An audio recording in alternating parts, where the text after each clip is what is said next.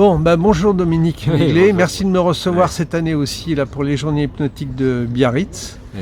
Alors j'ai plusieurs questions, on va commencer. La première c'était, tu sors un nouveau livre, Oui, mais qui est un livre un peu particulier. Est-ce que tu peux nous en parler? oui, ça s'appelle Les chaussettes trouées. Oui, et il y a un sous-titre aussi. Oui, 130 petites pensées sur la psychiatrie et l'hypnose. Et un troisième sous-titre qui est bilan de... Enfin, c'est le bilan de 45 ans de pratique psychiatrique et hypnotique. Et je dis un peu tout ce que je pense. C'est un livre sans prétention et où j'ai eu tâche de rapporter des petites pensées tirées de l'expérience, quoi, sans prétention à l'exhaustivité ni à la rigueur scientifique, quoi. Alors, je ne l'ai pas encore lu, mais ça ne va pas tarder. Et- Par contre, ça m'a immédiatement évoqué un livre de Ewin, sans une chose que j'aurais aimé connaître avant de commencer alors, l'hypnose. La différence, c'est que Ewin, c'était des petites, ce qui était un livre délicieux, c'était des petites vignettes. Il y en avait 101 effectivement. Alors que les miennes, c'est tantôt des toutes petites vignettes, tantôt des articles par exemple. Il y a un article sur les phobies qui fait une quinzaine de pages, un autre sur la dépression qui fait une vingtaine de pages, un autre à côté de ça, il y en a qui font deux lignes.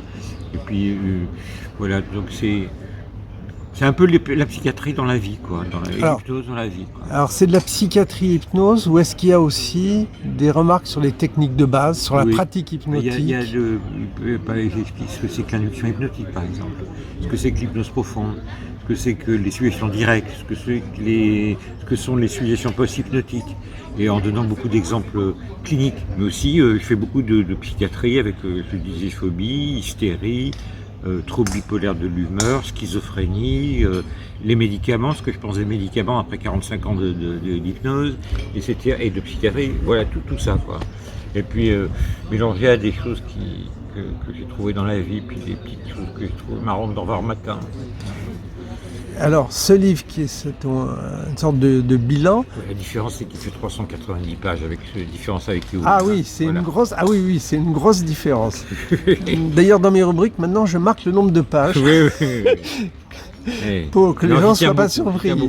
Et j'aimerais, moi, j'ai beaucoup nourri des humanités, de la littérature, parce que je pense que j'aimerais beaucoup que les thérapeutes actuels se renourrissent de littérature d'humanité plus que d'auteurs de psychologie, parce que la psychologie, pour en parler, mais la psychologie, certaines formes de psychologie, c'est un truc de malade.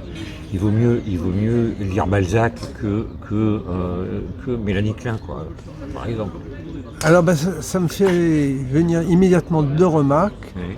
La première, c'est que je ne sais pas si tu l'as lu, mais il y a un livre que j'ai beaucoup aimé qui s'appelle Si mon médecin m'écoutait, de Fergus Shahanan. Non, j'ai pas lu ça. Et son livre est bourré de références littéraires.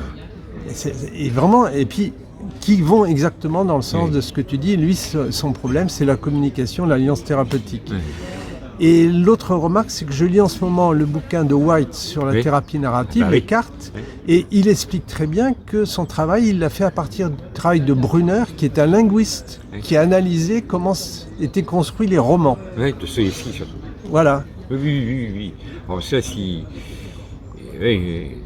très important, On apprend plus sur la nature humaine en lisant Balzac qu'en lisant Mélanie Klein. Ça, c'est clair. Aussi par ailleurs, quoi.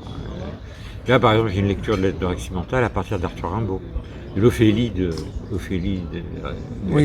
l'illusion esthético-mortifère de l'anorexie mentale. Elle est complètement reflétée dans le poème de Rimbaud, Ophélie. Justement, en fait, c'est des idées que j'essaie de développer aussi. Ah oui. On peut trouver de l'hypnose et des traitements de thérapie dans plein de choses. Oui. Il y a un article, un bouquin qui vient de sortir sur les films et les séries télévisées pour discuter avec ses enfants. Oui. Et comment parler de la mort avec Harry Potter, par exemple, comment parler de la mort à partir d'Harry Potter, etc. Et ça, Erikson était utilisé, comment il dit, il utilisait tout ce qu'on lui donnait, justement. Ça peut être ça. Et ton livre, tu penses qu'il s'adresse plutôt à quel public? Tous les lecteurs intéressés, quoi. Oui. Évidemment les professionnels, parce mais je veux dire, les gens un peu que le sujet intéresse. Quelqu'un qui fait de l'hypnoanalgésie ou plutôt quelqu'un qui fait de l'hypnothérapie? J'ai un article sur la douleur. Oui. Par exemple, pour moi, on traite, il y a qu'une seule, finalement, il y a une seule sorte de douleur.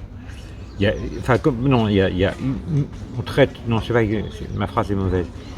Il y a la douleur physique et la douleur morale qui s'appelle dépression se traitent de la même manière. C'est les mêmes outils pour traiter. Et l'outil principal, c'est, dans les deux cas, c'est la ratification. C'est hypnose contre hypnose. C'est-à-dire qui captera le mieux l'attention du sujet, sa douleur ou moi. Et donc il y a intérêt que ce soit moi. Et comme ça, il a plus mal. Que ce soit physiquement ou moralement. Ça, c'est mes souvenirs de formation. On ne peut pas traiter la douleur sans ratification de la souffrance de la personne. Oui, bien sûr. Le chirurgien qui dit non, ça fait mal, c'est inacceptable. Et la ratification, c'est le traitement. Moi, j'ai longtemps cru que les techniques qu'on apprenait spécifiques du traitement de la douleur, déplacement, substitution, tout ça, que c'était le traitement de la douleur. Et que la ratification était préalable pour permettre d'appliquer ça. C'est pas vrai, c'est la ratification qui est le traitement. Et après, on se fait inspirer par le patient ce qui sera le mieux pour le soulager encore plus. S'il n'y a pas de ratification, il n'y a pas d'alliance. C'est impossible. Il n'y a pas de traitement. Bon. On est d'accord là-dessus. Eh bien, écoute, je te remercie et j'espère que ce livre va avoir un grand succès. Merci.